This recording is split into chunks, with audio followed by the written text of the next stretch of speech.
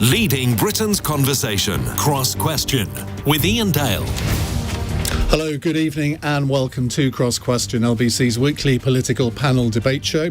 We'll be here in LBC's Westminster studio each Wednesday at 8 p.m. on the dot to answer questions from LBC listeners. And as well as listening to us on the radio, you can watch us on Global Player and on LBC's YouTube, Facebook and Twitter feeds. If you'd like to take part in the show and ask our panel a question, all you have to do is pick up the phone and dial 0345 6060 973. The lines are open now. All previous episodes of the programme are on the Cross Question podcast, and this show will appear there before midnight tonight. At least that's the plan. It's time to introduce our panel. In the studio with me and socially distanced are the Conservative MP for East Surrey and PPS at the Treasury, Claire Coutinho, and the actor Laurence Fox. Joining me for Labour, we have Shadow Pensions Minister Jack Dromey from his Birmingham Erdington constituency, and also former newspaper editor Eve Pollard is in our Leicester Square studio. Welcome to you all.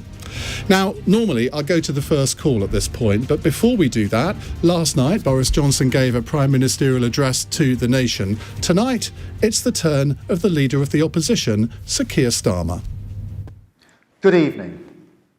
When I was elected leader of the Labour Party, I said I would always act in the national interest. That's why, as the nation continues to fight against this dreadful virus, my priority will always be the same as yours: to save lives and protect our NHS. Sadly, despite all the sacrifices and heroism of the British people, it's clear that we are not through this yet. The picture presented by the government's medical advisors this week was stark and it was clear. Infections are rising. Hospital admissions are increasing. And we know from bitter experience where that can lead. That's why the government had to introduce further restrictions last night. We support this, and I urge everyone to follow the new guidance and the rule of law. While these restrictions are now necessary, they were not inevitable. The return of this virus and the return of restrictions are not an act of God. They're a failure of government. The British people have done everything asked of them, but I'm afraid the government has not. We're a great country. We shouldn't have one of the highest death rates in the world or one of the worst recessions. It's a national scandal that we still don't have a testing system that works or a plan to protect our care homes. It shouldn't be like this. People shouldn't have to travel hundreds of miles to get a test for their child, for themselves, or for their relatives. And we should be able to give our older people the dignity, security, and respect they deserve. The government needs to fix testing fast, because that's the only way we can get control of the virus and prevent further restrictions. And we also need to see a plan B for the economy, because it makes no sense to bring in new restrictions at the same time as phasing out support for jobs and businesses. There was nothing in the Prime Minister's statement last night to protect people's jobs, businesses, or our town centres and high streets. No clarity about what happens when the furlough scheme ends. That's a huge gap and a huge mistake, and it could lead to a wave of job losses this winter. We need a national effort to protect jobs and prevent a second lockdown. So I've offered to work with the Prime Minister to do whatever we can to save lives and protect livelihoods.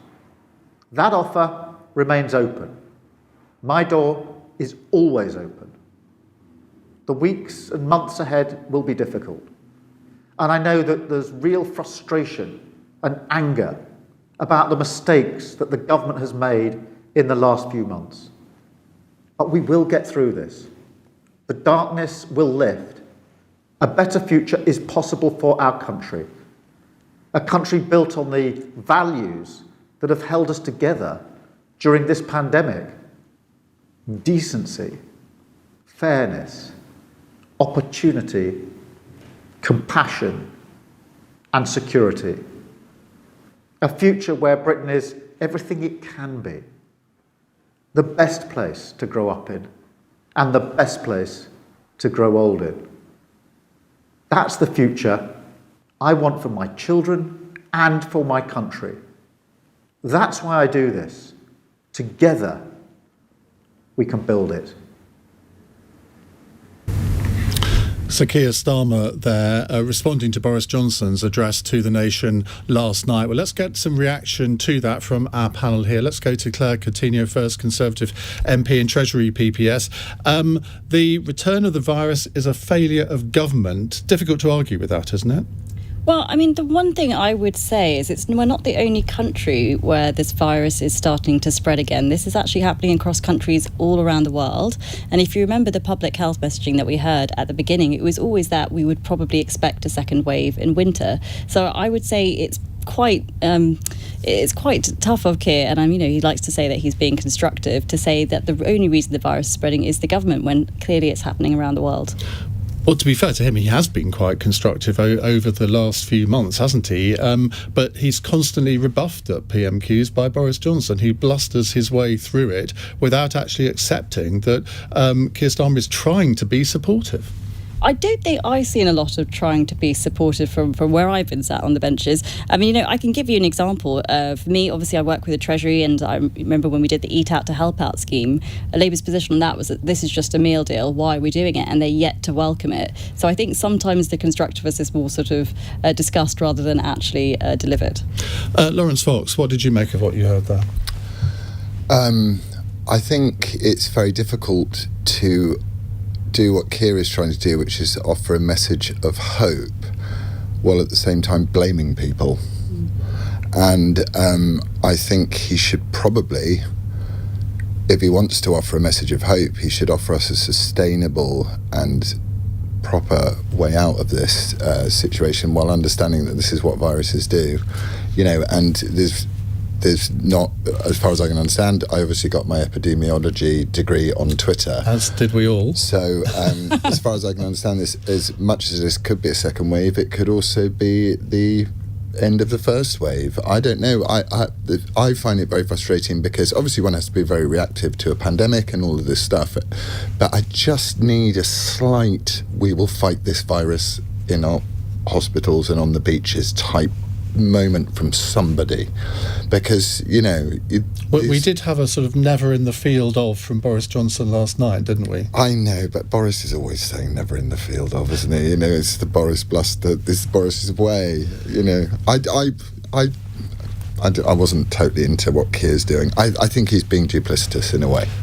Jack Dromey, if we can come to you, it is incontrovertible that we do have one of the highest death rates. I'm not sure whether we've got the worst recession of any other country. He says we need a plan B for the economy, but we didn't hear any details of what he thought should be in that plan B.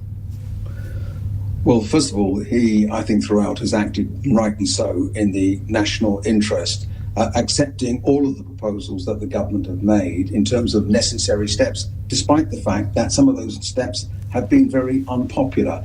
It's been right to do that. Everything possible is done to save lives. But the simple and sad reality is that we have one of the highest death rates in Europe on the one hand, and we have one of the worst economic collapses of anywhere in the world on the other hand.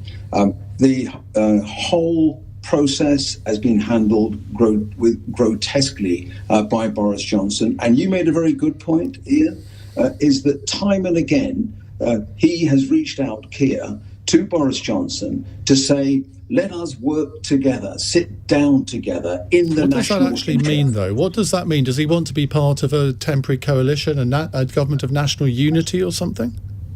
I don't think we're talking about a government of national unity. What I think we are talking about is that putting the public interest first, the national interest first, and a coming together. In fact, the TUC have proposed what they call the National Recovery Council. The main emphasis of that is on the economic. But I think it's right that we seek to build a consensus around the steps that require to be taken. But then, if one scrutinises, as is our job, the steps taken by Boris Johnson has been catastrophic. The mistakes that were made over COVID, so for example, in relation to being too late to go into lockdown, all of the things that are now legend, a test, track and trace system that absolutely does not work. In the last 48 hours, I've had people from the health service, people from manufacturing, people from schools, who have complained bitterly about the problems that they're having. So it's been a monumental failure that's let the British people down. And So likewise on the economy. So if it's been so grotesque, why has Labour supported it all along?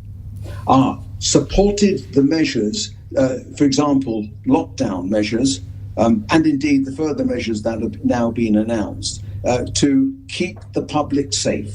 Because the first duty of any government is the safety, indeed the security of its citizens. So notwithstanding the fact that there has been some criticism of Keir and the Labour Party for endorsing those proposals on public safety, it was the right thing to do. The problem is that Boris Johnson has let the country down by mismanaging what is the worst crisis in our lifetime, arguably since 1945.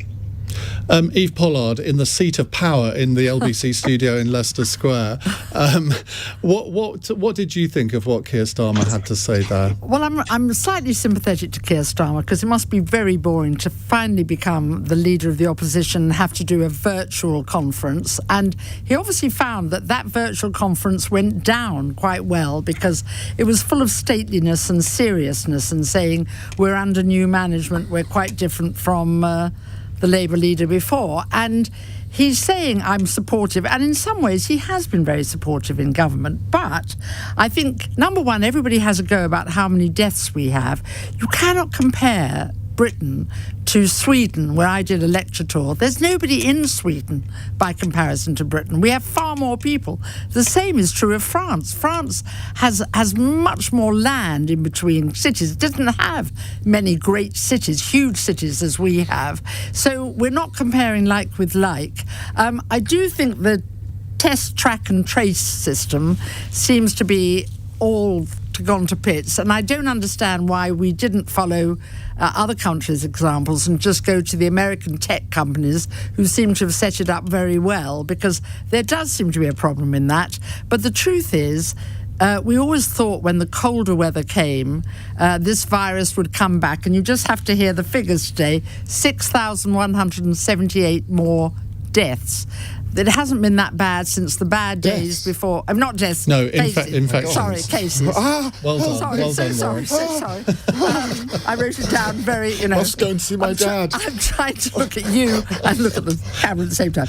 And 37 deaths. But this is creeping higher, and we always guessed COVID seems to like all weathers, I'm afraid, but it particularly likes the cold weather, apparently. And we're following many other countries in Europe. Just before we go to a break, one-word answer from each of you. The NHS COVID-19 app is going to be launched with great fanfare tomorrow. Will you all be downloading it and using it? Claire, I suppose you have to say yes. I would say yes anyway. Lawrence? Yeah, I don't see why not. Jack? Celebrating the National Health Service, of course. Well, I'm not sure it's celebrating it, but Eve? Yes, yeah, of course, we'll give it a go. But it is a bit of civic responsibility, isn't it? It is. I mean, it's obviously had a difficult birth, but let's hope it does actually add something to the track and trace system. Well, we may have questions on that in a moment. 0345 6060 973. If you'd like to ask our panel a question, if you're not watching us but you'd like to, you can do so on the Global Player and also LBC's YouTube, Facebook and Twitter feeds. You're listening or watching LBC. It's 8:15. This is LBC. Hello, very good evening. It's 17 minutes past 8. You're watching and listening to Cross Question on LBC. Our panel, Claire Coutinho, Conservative MP, Laurence Fox, actor, Jack Dromey from the Labour Party, and Eve Pollard, former newspaper editor. Let's go to our first caller, Chris in Richmond. Chris, what's your question, please? Good evening, panel. My question is this. What will last longer, Boris Johnson as Prime Minister or the coronavirus pandemic? Oh, no, that's a good one. Jack Dromey. Well, first of all, I hope that the coronavirus pandemic lasts as short as possible because of the pain that is being suffered as a consequence.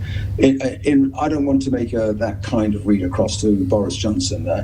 I'm not his greatest fan, that's for absolute certain, but I would not, to be frank, link them in quite the same way that you have. Now, having said that, I think the man has become increasingly discredited. He captured the imagination back in December of last year. He won an overwhelming majority. I cannot remember a Prime Minister lose support and confidence on the part of the British people quite as quick as has happened to Boris Johnson. And the reason for that... Has it? What do you base that on? Because the polls are still showing a narrow Tory lead. It's still the percentage of the vote is not far off the general election. You see the instant polls reacting to what happened yesterday. 78% of the British public agree with what he decided to announce. Agree with the measures, and that was absolutely right for the British public so to do. But if one looks, if you want to take the polls, Labour were 22% behind in December of last year, and it's now neck and neck between, for example, Keir Starmer and Boris Johnson. I think that Boris Johnson has completely mishandled the crisis, but also I think has been seen to be what he is. But Boris Johnson is not a leader of the country in which the country can have confidence to act in the national interest. Boris Johnson acts in Boris Johnson's interests. Claire Coutinho, there are rumours that Boris Johnson might be suffering from long COVID, still having the after effects, and I know people that suffer from that, and believe me, no one would wish that on anybody. But if you're Prime Minister, you've kind of got to be functioning at 100%, particularly in crises like this.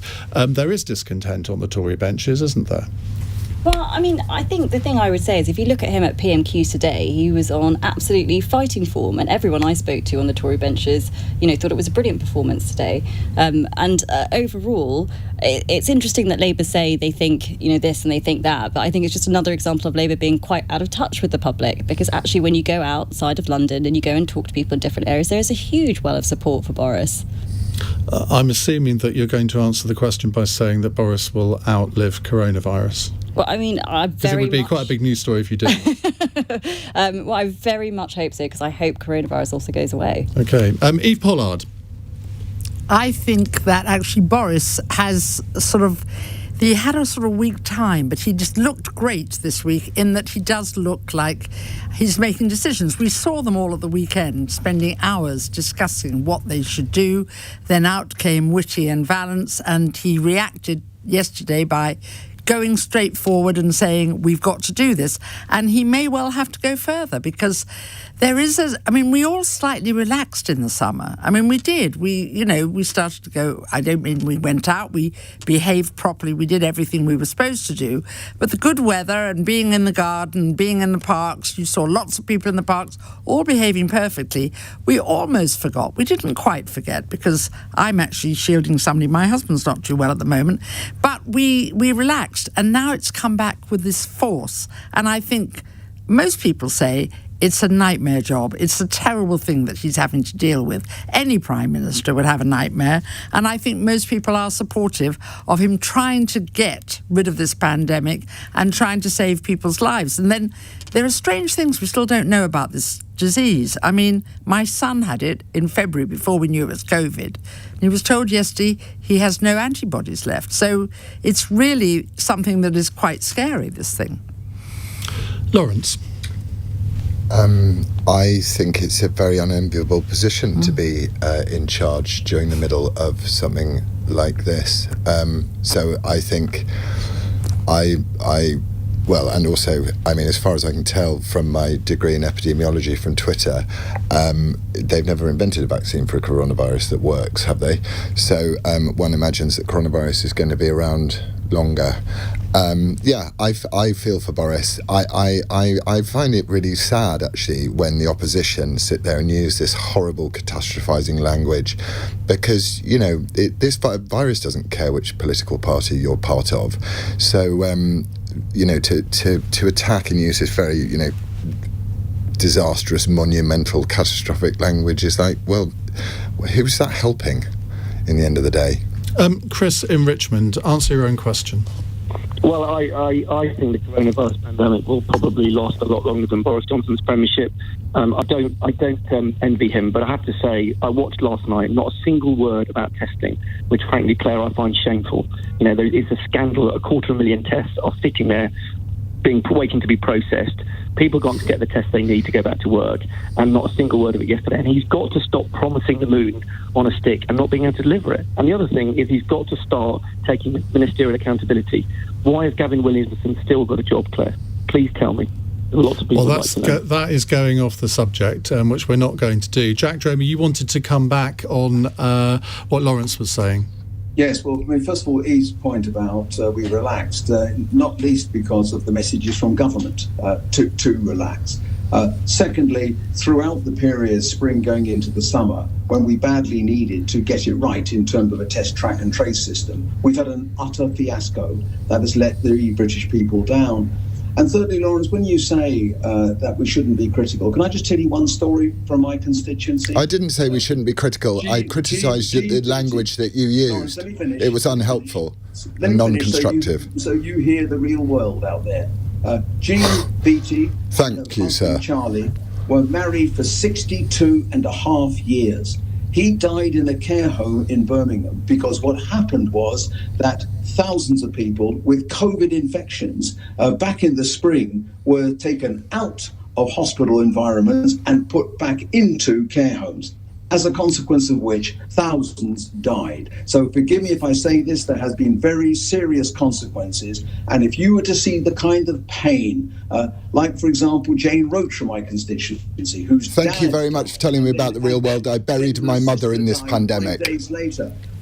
And they are bitter about it, and what they want, understandably, for a proper inquiry to learn the lesson, so that as we go into a second potential lockdown, that we don't make the mistakes this time that were made last time.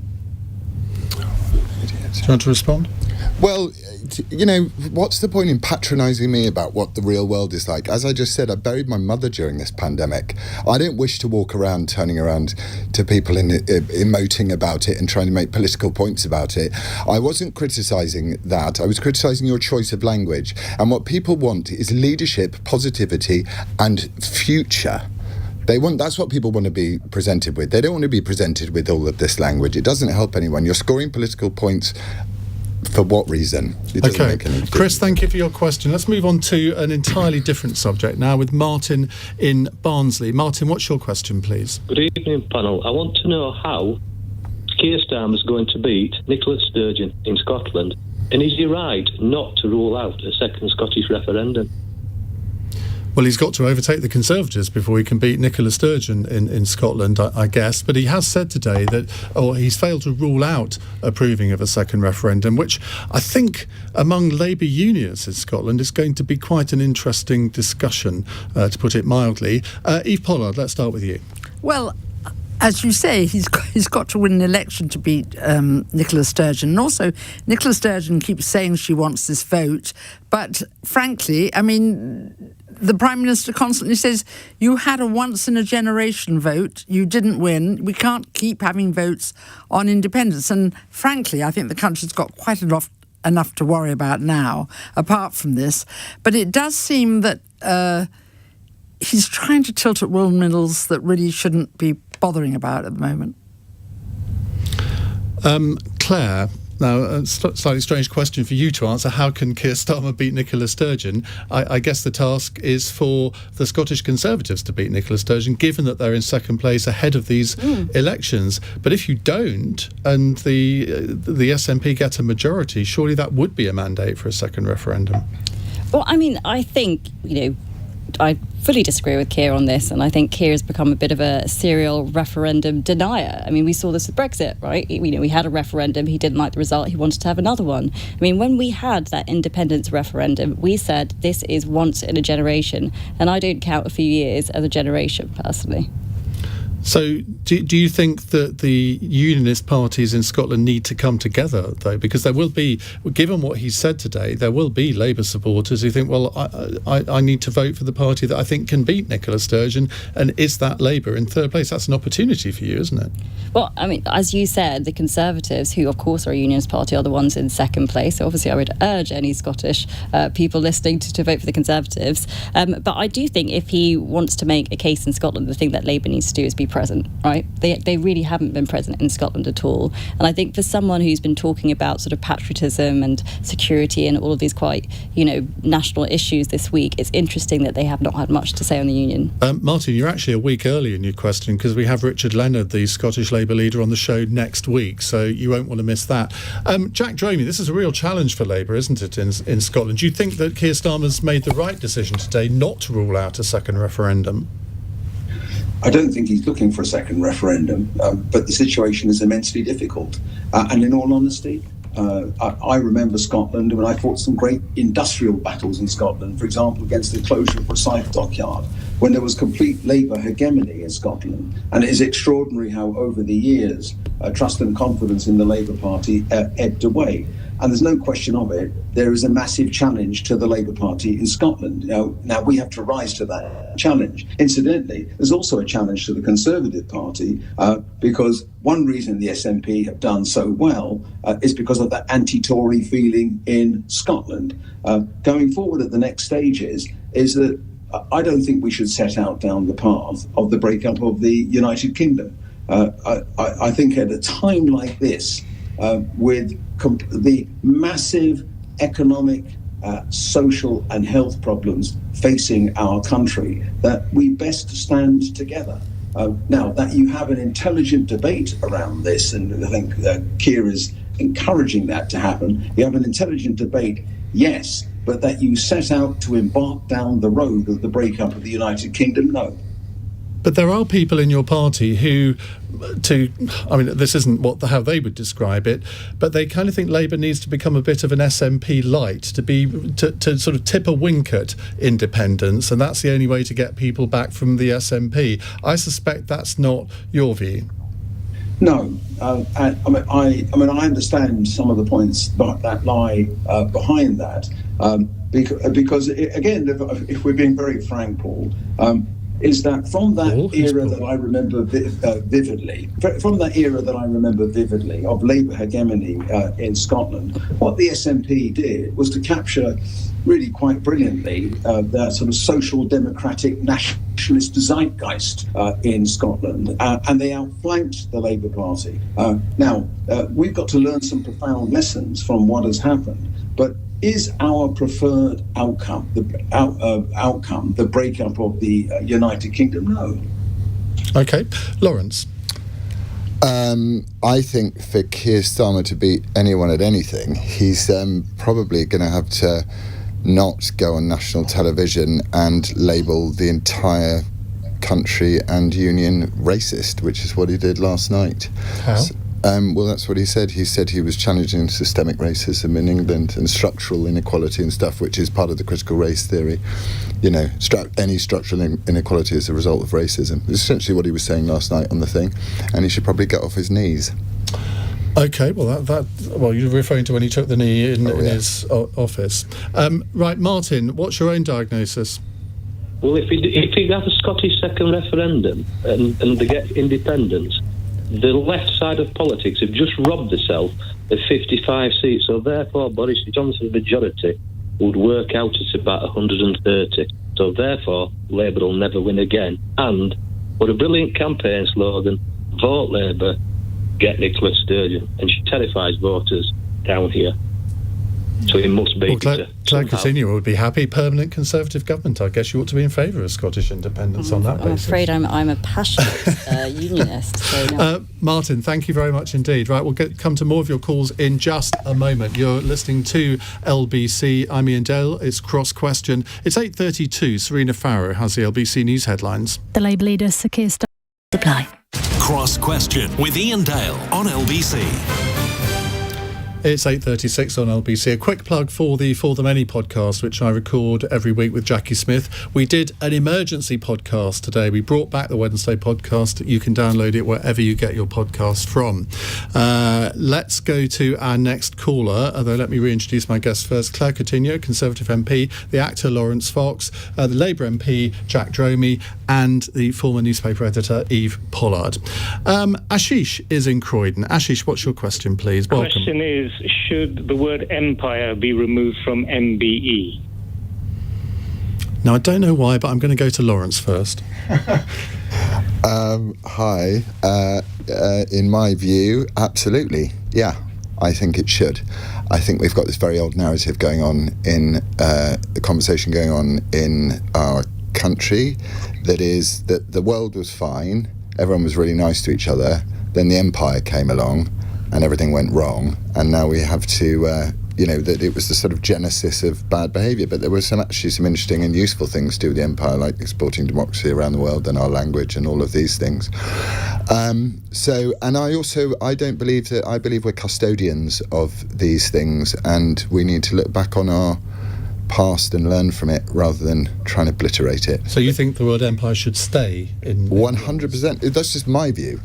But then, I would take the B out of the first B out of BBC. So, that's where I'm at. Okay. Jack Dromey.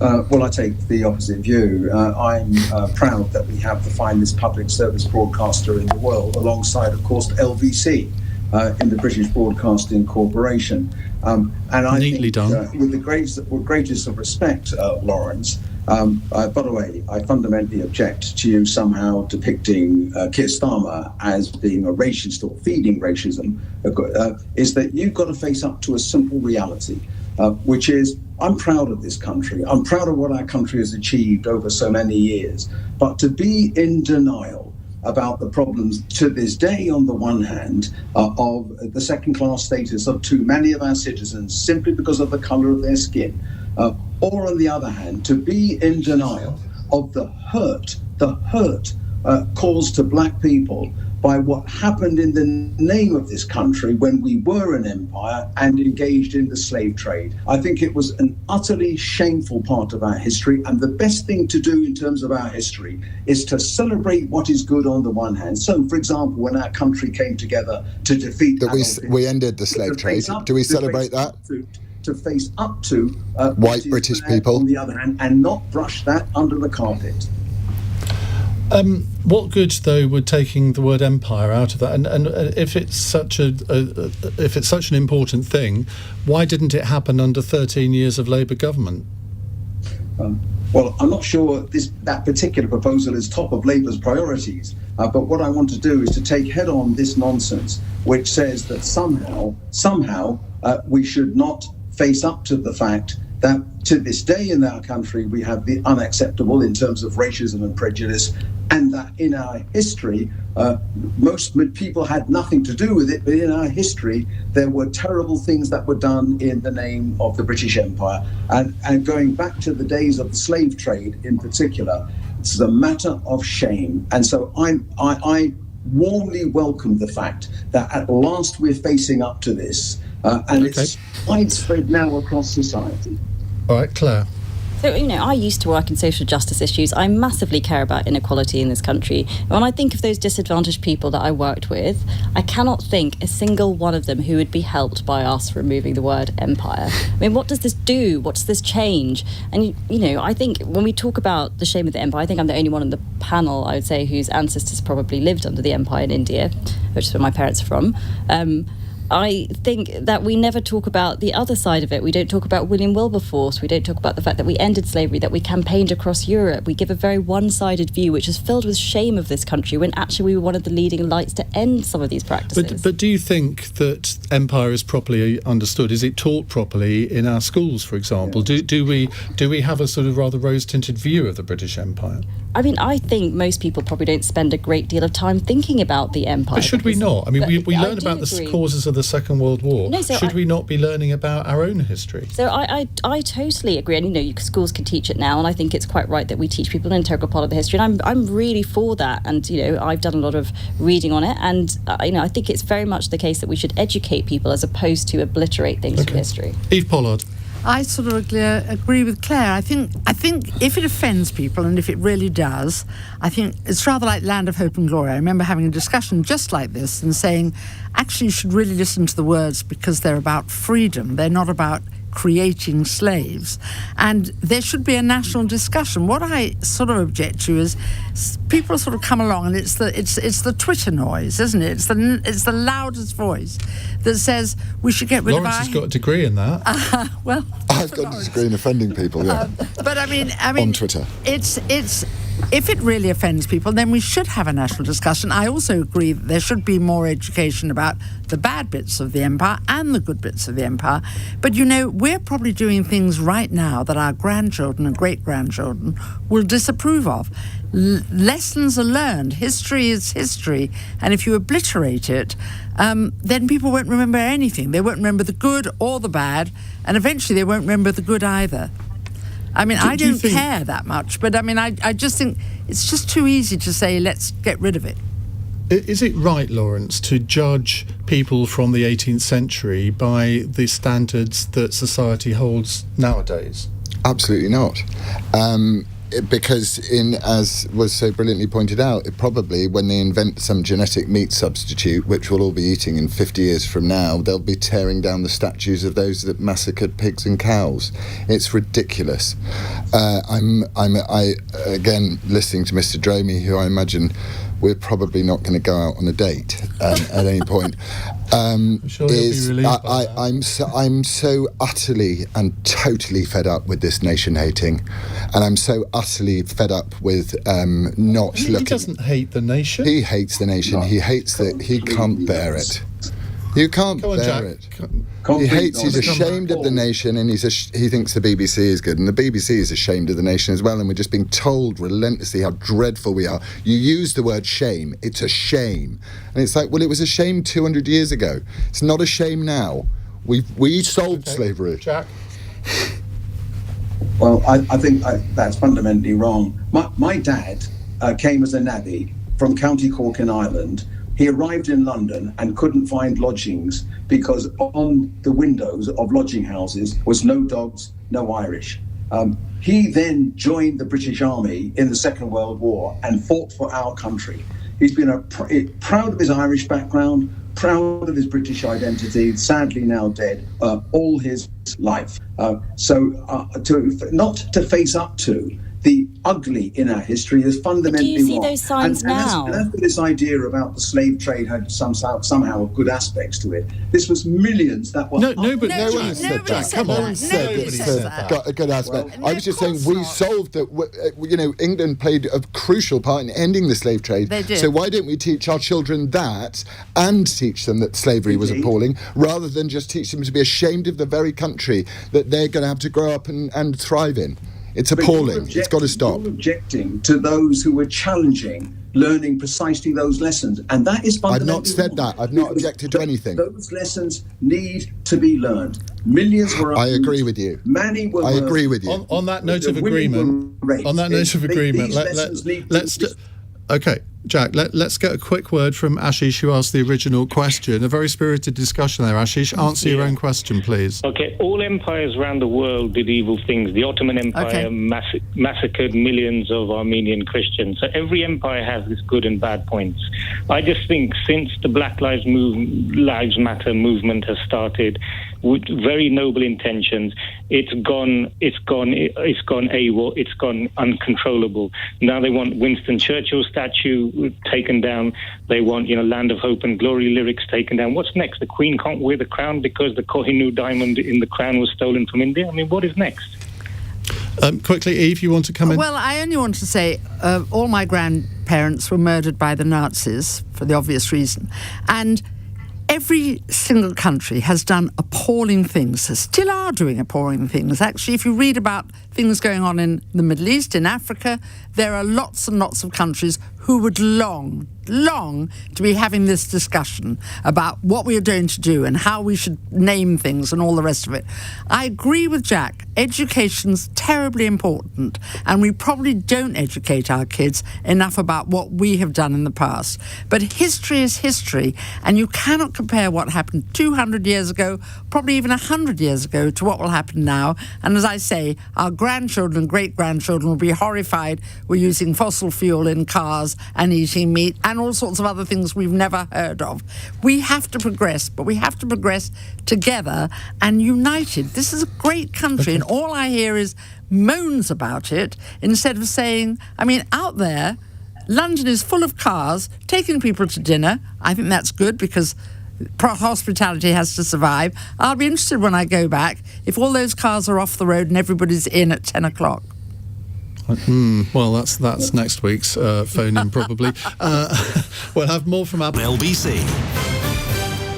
It's 10 to 9 on LBC. We're going to extend cross-question this week to 9:15. Keir Starmer, we had on at the beginning of the programme with his statement, so we thought it only fair to give our panel as much time as normal. So do keep your calls coming. Lots actually coming in at the moment. 0345 6060 973. If you've only just tuned in, why? We have Claire Coutinho with us, Conservative MP, the actor Laurence Fox, Jack Dromey, Labour MP, and Eve Pollard, former newspaper editor. Our next question comes from Amanda in Brighton. Hi, Amanda, what would you like to ask? Hi, Iain and panel. How does the panel think the hospitality curfew will make a difference? It's a good question, that, actually, because you think, well, just because you close at 10, why would that actually reduce infections? Claire Coutinho. Well, instinctively as a Conservative, I don't like having restrictions. I don't like having curfews. But if you think about the things that we're asking people to do, whether it's the rule of 6 or it's, hands, space, face, we do know that after 10 p.m, actually, those kind of things are harder to do. People slip a little bit. Because you're a bit merry. Yeah, exactly. Well, exactly. You get a bit friendly. But I speak for yourself. Only an hour to go. But I think that the key thing here is that we actually do have a country which has done this, which is Belgium, and we know that it has worked successfully there. So we do have a country comparison to look at. Oh, well, that's interesting, because I hadn't heard that before. So how long has this been going on in Belgium? How do we know that it works? Well, so the scientists have looked very carefully, as you imagine they would, at what's happening there. And the evidence shows that actually if you curfew after 10 p.m, you can reduce some of the spread that seemed to be happening in these sort of locations. So it's not necessarily the fact that people are close together, it's also the fact that they're taking alcohol, and that's why I don't know if this is just in Wales or whether it's in England too, but certainly Wales are banning the sale of alcohol in supermarkets after 10 o'clock as well. Is that happening in the rest of the country, do you know? Not that I've seen, but I think the important thing is in pubs and restaurants after 10 p.m, the issue isn't people buying alcohol by itself, it's the fact that they don't then do hands and space and rule of 6, all these other rules. Okay. Eve Pollard, what's your view on this curfew? Well, we'll see. It's interesting that it has worked in Belgium, but I think it also is a way, frankly, of clearing the streets. I think you've got police. There was a drama, wasn't there, a few weeks ago when a crowd was in Carnaby Street, and a policeman said very sweetly, he said, I think when people are drunk, they don't really understand about social distancing. And I thought, yes, that's logical. So I think the feeling is, A, you can't stand up and have a drink. You have to sort of sit down and probably eat in a pub. And we all know that does make a difference to your alcohol intake. And secondly, the police can see that people can get on public transport, they can go home, there won't be parties. We all know bad things happen after 10 o'clock at night. My mother always told me that, which is obviously got to be true. But it's... Did you take any notice, though, Eve? Of course not. Don't be silly. I worked in Fleet Street. But the truth is that it allows the police, who've got a difficult job enough as they have, to say to people, look, I'm glad you've had a lovely dinner, please move on, please go home, and that's the end of the night. And I guess if we get used to that, maybe we'll see the figures. I mean, this is going to be tested by what happens to the COVID rate, isn't it? Lawrence? The problem seems to be, from people I know, the man who has the boozer down the road, is that he can't have a second sitting because it's more difficult to have a second sitting. So I think that is to a bunch of people who've already been paying rents all the way through when their businesses are being closed, to now be told just as they're getting back on their feet that they're not going to be able to fit in a second sitting necessarily, I think is extremely sad for them. And it is, I don't know, I mean, it's quite a middle class virus, isn't it, in terms of the fact that it doesn't go to Black Lives Matter protests, it works on Greenwich Mean Time, and it goes to the boozer for a couple. Jack?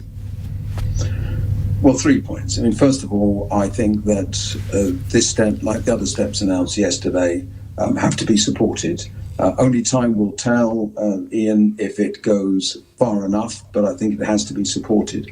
Secondly, following on from that, is I think we have a duty as parliamentarians to do, and I'm sure Claire will have been doing exactly the same thing, is to encourage, give leadership, the people that we represent, that they should not put themselves at risk, neither should they put their fellow citizens at risk.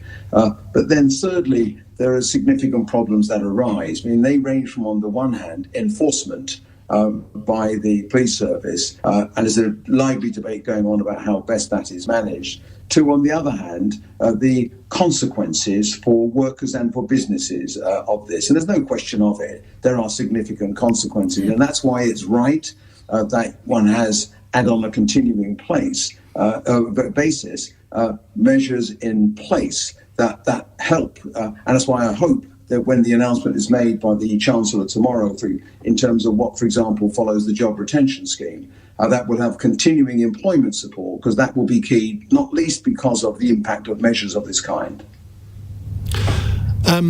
Amanda, would you like to have a word? What do you think of the curfew? I think we've lost Amanda. Let's go to Tim in Hammersmith, who sent in a text. He says, should Kate Green be sacked for her not letting a good crisis goes to waste comments? Kate Green is Labour's Shadow Education Secretary, and she was speaking to a Labour Connect event, and she made these comments, and people have said, well, they're reminiscent of Joe Moore in 2001 on 9/11, a good day to bury bad news. Jack Dromey, there have been calls for her to be sacked. Lisa Nandy apologised for these comments on Kate Green's behalf. I'm not sure what she made of that. What's your view? I think Kate is a thoroughly decent woman. I think what she said was not right. She has apologised for that. I think that in no circumstances should we ever see political advantage out of a crisis of this kind. And I know she feels that way, and that she grieves for the fact that she said something she shouldn't have said. But she's a fundamentally decent woman doing a very good job. But you kind of knew what she was saying. I mean, it sounds bad, but actually, if you read the whole quote in context, I mean, she wasn't actually saying anything that bad, was she? It's certainly been embellished by some of the media and social media coverage. But the reason Lisa said what she said was reflecting how Kate feels. She regrets it. But I stress again, I think she is outstanding. She's a great parliamentarian. And I think now we move on at the next stages. OK. Laurence, you weren't convinced by that answer? No, I was just laughing at the political advantage line. Just made me giggle because it wasn't hypocritical at all. No, she shouldn't be sacked. Isn't that what politicians do? And also, let's stop being so sensitive. It's the kind of machination I'd expect from a politician. It's what happens in party politics. So somebody makes a comment that could be misconstrued in some way, and the other side leap on it. Have you ever been in that situation yet, Claire, in your political career, where you've said something which your opponents have leapt on? No, thankfully I haven't, but I'm sure I will, to be honest. And, feel free to do it on this programme. But I personally, I'm not one for calling summarily for people's sackings. I think people make mistakes, they can apologise. I don't think it was great language, and I think my issue with it is it does speak to a greater truth with this is ultimately the heart of Labour's policy right now. What they are trying to do is make political hay out of, a very difficult situation. Well, they're holding the government to account. That's the job of an opposition. But I think it's not quite just holding the government to account, which I think you're right, is good and opposition does. I think if you look at, some of the language that Jack was using earlier, catastrophic failures, or some of the claims that they've made. Well, there have been catastrophic failures. He wasn't embellishing. There have been catastrophic failures. But I think the way that they use that language is basically to make a political point, to say we would never have done this if we weren't in your position. And actually, we don't know that counterfactual. We don't know what Labour would have done. We don't hear any policies from them. We don't hear what they would do in terms of solving the challenges they raise. Eve? First of all, this is part of this adversarial aggression, which gets people nowhere. But I agree with Claire. I'd like to hear more ideas and suggestions. Tomorrow, we've got Rishi Sunak, who's going to have to come up with something that is going to save our hospitality business, because of course that's very important. Hold your horses on that one, all right, Eve, sorry, because I'll hold I think we have a question coming up on that. There are hundreds of horses here. I'll tell them to shut up. But he's got to do it. And what would be really interesting, as a person who works and always worked in huge offices with lots of ideas, is to have Keir Starmer and some of the staff, some of the opposition, come up with good ideas, come up with suggestions. I mean, we all rely on the hospitality business, whether it's getting a coffee at the corner or a 3-course meal for a birthday. These people and these companies, it's not just the people who work there, it's the people who are running it, people who put their life savings into these companies.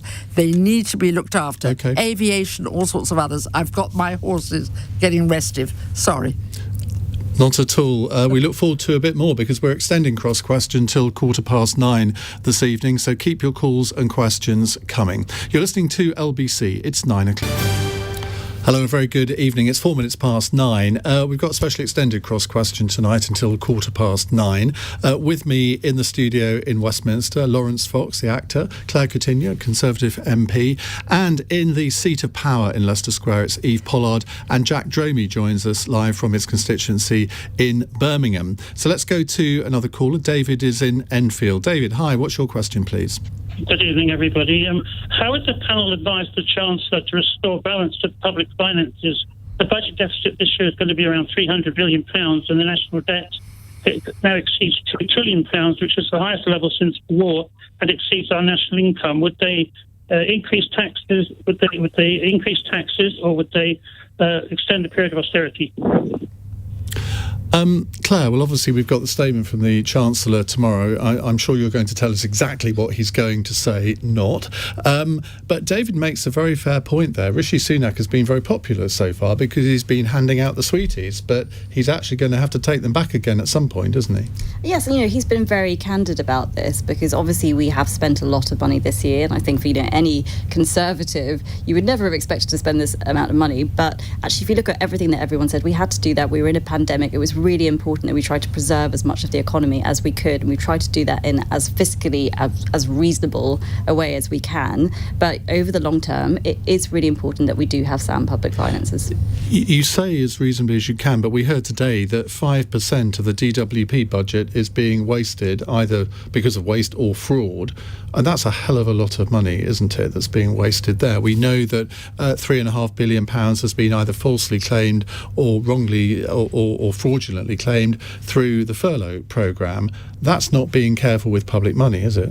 Well, I think on the furlough money in particular, there's obviously a process in order to try and deal with that. But the one thing I will say is we were very candid about this at the time. At the time, the imperative was to act quickly and to act at scale. And I think if we had been in the weeds trying to sort out details, it would have taken months and months to actually deliver this cash, which was desperately needed to people. So yes, in any policy that you do when you're trying to react to a crisis, there's going to be some negatives to it. But we went into it with eyes open, and we were very open with the public about those concerns. And what advice have you given the Chancellor, if you can reveal this, for what he should be doing now? Because obviously people look at the furlough programme and they think, well, it's supposed to come to an end at the end of October, but we're now told that this is going to go on for 6 months. Surely he's got to do something to either replace it or extend it. Well, I mean, it's, for the Chancellor to set out tomorrow what he's going to say in this, and it'd be wrong, obviously, for me to do it here. I had to try. But what I will say is, it's not something I advise him. It's something that he said multiple times. I know very much to be true, that the thing that keeps him up at night is jobs. And that's quite right. I think that's where the focus should be, and that's what we're all trying to work on. Jack Dromey, what's your answer to David's question? Bold measures, I agree actually, Claire, on this. Bold measures were necessary to avoid what would have been an economic collapse. Going forward, austerity is not the answer. I mean, we had 10 years of it, and part of the problem, by the way, in responding to the challenge of COVID was the extent to which public services had been run down. Saying to the British people, and reeling in the aftermath of the COVID crisis, that they should pay more taxes, it's not exactly going to be the most popular view either. I think crucially, it is about how do we grow the economy at the next stages. And that means a substantial investment. I'll just give you one example. The French are investing £7 billion in their automotive industry and giving people €6,000 if they buy a non-polluting car. The Germans have put aside £50 billion to boost their automotive industry and their aerospace industry. It's bold measures like that which are see public investment in the short term, but growth in the medium term, which I think are absolutely necessary. And just one final thing is that when people talk of costs, and I understand, by the way, these are mind-boggling figures, had there not been steps taken to keep people in work, then the costs of unemployment would have been so much greater. In my own constituency, we've got 16,700 people on furlough. Unemployment's just gone up by 58% since March of this year. I think, therefore, that we do everything possible to keep people in work, but then to grow, to rebuild the economy with a serious industrial strategy is of the highest importance. In terms of the furlough programme, would you like the Chancellor to extend it and essentially keep it as it is, but for a longer time? Or do you think he should axe it and look at particular sectors to provide support? There's been, I think, a really quite good debate on this because the furlough scheme, there's no question of it, had great strengths. There were problems about the phasing out of furlough and the concerns being expressed, by the way, by companies and trade unions over that. I think the debate now has moved on to what should replace furlough, because at one stage what was being said is, well, that's it, end of October, that's it, no more measures of that kind. Now, for example, has been looked at is German-style arrangements of subsidised part-time employment. Now, that's one of different possibilities that have been the basis of discussion, including, incidentally, our front bench have been involved in discussion, but also the unions, the industry, the voices of the world of work. But one thing that unites all those voices is there may be different methods of wage subsidy, wage support. But what is crucial is that you have such subsidy and support, because otherwise you lose 1 million and more jobs in a matter of weeks and months.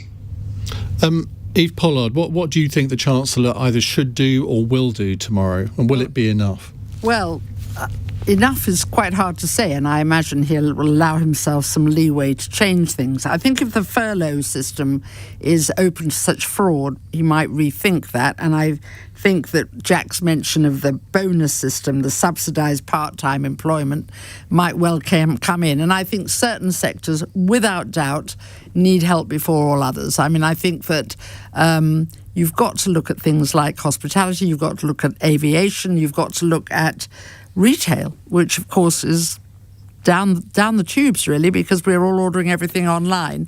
But I also think you've got to negotiate some growth. I'm not sure I'd put money into the automotive industry, since we live in a capital city where you can't drive anywhere and you have a congestion charge 7 days a week, which irritates me as a Londoner, because it's not helping. Congestion tax, but it's not. But it's not helping anybody get round this city, and actually puts people off London, I would think. But yes, we do have to work together, and I'm imagining he's a clever chap. I imagine he'll think of some original ideas, but they may not be the end. It just depends on how fast this pandemic takes over. I'm hoping that they think that if we act now and we act fast, maybe we'll sort of nip it in the bud. But whether that would be true or not, I won't know for a while. Others will. Laurence, what would you like to see in the sector that you're most familiar with, in the theatre, television, for musicians? Because there's so many people having a really, really tough time, and you think one of the worst outcomes for this whole pandemic is if London loses its theatre land, and it could do, couldn't it? Yeah, very sadly. I mean, you only have to work in the theatre, even in the West End, to realise how hard up these places are, and then you imagine going out into the provinces where you also work and see how I don't know, I mean, it was really bad when there was no pandemic. So who knows what's... And he announced there was that £1.57 billion sort of rescue package for the arts and culture, but I don't know where that's gone, or which parts of the sector are going to get that money. But do you think that there will be a massive package of measures that he announces tomorrow, not just for your area, but more generally? I've no idea, because I haven't got a Twitter degree in economics, which is unfortunate. But I mean, I've got graded at A level, so I can. Okay, well, I did read. I'm going to make a huge mistake here, which is try and remember a stat. But I did read something like benefits payments are going up by over 150% or something like that, and I just thought, I could be totally wrong on that, so sorry in advance. But it is the people that would usually be able to move around and make money, it's that quiet little part of the economy that's just really sad. I really feel for everybody, especially with the new restrictions. I just think I'm poor. Ugh. Right, David, do you want to come back? Yes, I'd be much bolder than your panel. I would aim to secure a major boost in consumption. I'd cut that. I'd cut income tax for the lower earners, because consumption is 70% of our national income. Now, that will increase the national debt in the short term, but we can borrow money now close to zero. The bond prices might even go negative in the next 12 months. And then hope that boost in consumption investment will start growth. So I would keep the furlough scheme going for 6 months and reevaluate the whole thing at the end of the year, assuming I cut taxes in the next couple of weeks.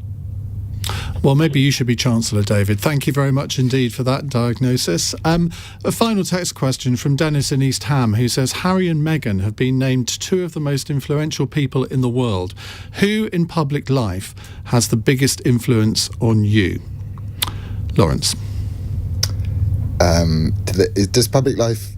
public life just means famous, doesn't it? Someone we've heard of, yeah. Okay, my dad. He was a massive movie star. He gave up his career to pursue his true goals, and he gave his life to his family, and still does to this day. Legend. Lovely answer. Claire, you have to say your mum now, don't you? I'm going to say Sir Keir Starmer. Because What? One of the reasons I became an MP was because I was so fed up of people not delivering on Brexit. Well, that's an interesting answer. Jack Dromey beat those two answers. Two sides of the same coin. I sometimes say Churchill was a boy, and there was a veteran rebuilding process in the 1980s of the Labour, and that was led by Neil Kinnock, a Remain on the one hand, and the man in whom I've got confidence to finish the job this time round, taking Labour back to government, is Keir Starmer on the other. I'm so disappointed you didn't say Harriet. Eve Pollard. I was going to say Harriet because I've known her for years. Sorry, Eve, go on. Sorry, I was going to say Harriet. Harriet will be one of them. I think the Queen, we finally realised that she actually can bring us together. She said some good things. She's 94. She has never stepped foot wrong. Interestingly, those two royals, Harry and Meghan, have got involved in politics in America, which the royal family didn't used to do, but obviously they now do. How the world moves on. But I think most of us would think of a parent, wouldn't they? A parent who'd loved us and looked after us. I think that's probably very true. Or a grandparent, actually. Yeah. I think people can probably guess which public figure I would choose, but I'll leave it to you to guess that one. But thank you to all of our panel, Eve Pollard, Jack Dromey, Laurence Fox and Claire Coutinho. Thank you so much for joining us on Cross Question this week. We'll be back, of course, next week at 8 o'clock. In a moment, I am going to ask you what you would like the Chancellor to do. The number 0345 6060 973. Should he extend the furlough scheme? What should he do for the 3 million people who've called themselves the excluded, the self-employed, the company directors who've had no help whatsoever during this crisis? Are they at